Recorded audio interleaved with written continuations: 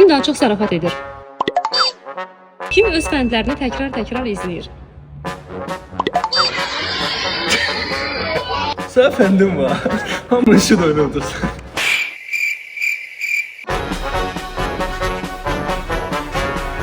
Paxıl deyə bunu kəsin bura. Kim məşqdən daha çox qaçmaq istəyir? Hardan bu qənaətə gəlsin? Mən harda qaçmışam məşqdən nəysə. Ömrü boyu mən səni salmışam məşqə. Kim həmişə acdır? Heç atmağa gerək yox. Kim telefonsuz bir gün yaşaya bilməz?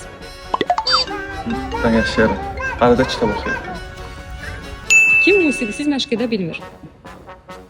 Mənə də fərqi yox idi, sən göstər. Kim storyləri filtrdən istifadə edərək çəkir?